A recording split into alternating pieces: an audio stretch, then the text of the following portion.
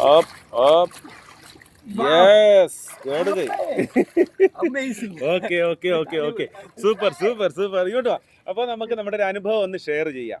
ഒരു മിനിറ്റ് ഞങ്ങൾ ഇവിടെ ഇതൊന്ന് ചെയ്തോട്ടെ. നല്ല എന്തായാലും അഭിനന്ദനങ്ങൾ ആദ്യം അറിയിക്കുകയാണ്.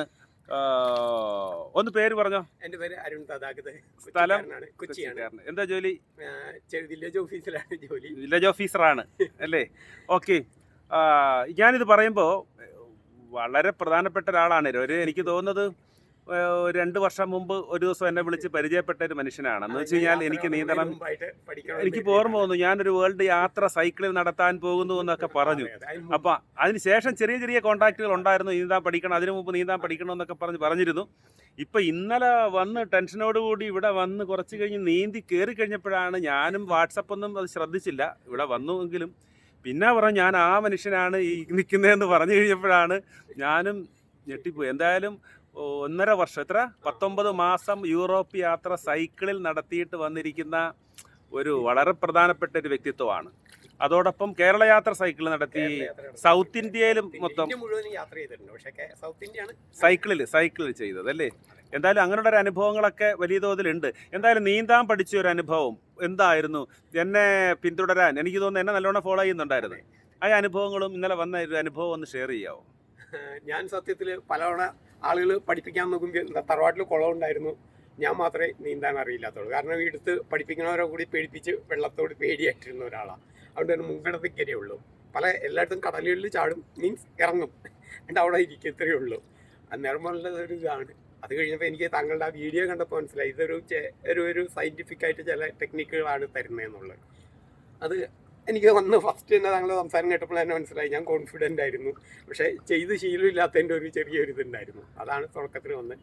പക്ഷേ പെർഫെക്റ്റ്. എന്തുണ്ട് പഠനത്തിന്റെ പ്രത്യേകതയെ സംബന്ധിച്ച് എന്ത് തോന്നുന്നുണ്ട്?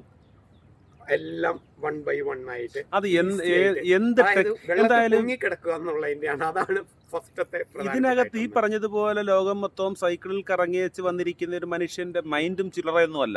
നല്ല ഒരു ഫോർവേഡ് മൈൻഡുള്ള കാര്യങ്ങൾ മനസ്സിലാക്കാൻ പറ്റുന്ന ഒരാളാണ്.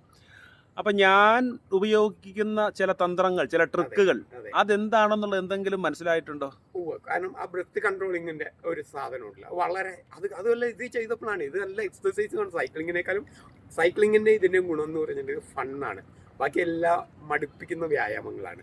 പിന്നെ വാട്ടർ തെറാപ്പി, നേരത്തെ പറഞ്ഞ പോലെ നമ്മുടെ ബോഡി തന്നെ 10-70% വെള്ളമാണ്. അപ്പോൾ ഈ വെള്ളം തന്നെയാണ് കിട്ടിക്കൊണ്ടിരുന്നത് അകത്തും പുറത്തും. അതുകൊണ്ട് തന്നെ ബോഡിയും ക്ലെൻസ് ആവുന്നു. ശ്വാസം വെള്ളത്തിലിരിക്കുമ്പോൾ ഫുൾ ടൈം ശരീര ചലനം ഉണ്ടാവണം. ബെസ്റ്റ് ആൻഡ് ഫൺ, മടുപ്പിക്കാത്ത എക്സസൈസ് ആണ്. ഓക്കെ, എല്ലാവരും ചെയ്യണം. അതുമല്ല സേഫ്റ്റിയുടെ ഭാഗമാണ്. ഇന്നത്തെ ദിവസം ഞാൻ ഡേറ്റ് പറയാൻ മറന്നു. 29/3/2026 നമ്മൾ MG റോഡ് ഹോട്ടൽ അബാദ് പ്ലാസയിലാണ്. ഇനി നീന്താൻ പഠിക്കേണ്ടെന്നിറക്കുന്നെങ്കിലും മെസ്സേജ് കൊടുക്കാനുണ്ടോ? എല്ലാവരും പഠിക്കണം. കാരണം കേരളത്തിൽ ഒരു വർഷം 2000-ഓളം പേരാണ് മുങ്ങി മരിക്കുന്നത്. ഇത് ഏതാണ്ട് 90% ഒഴിവാക്കാവുന്നതാണ്. ഇത് അവയർനെസ് ഇല്ലാത്തതിൻ്റെ ചില ഇതുകളാണ്.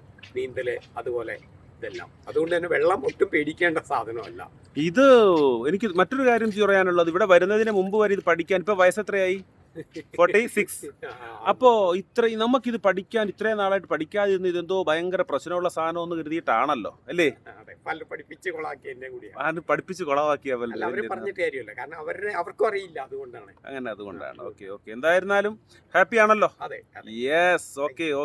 റൈറ്റ്.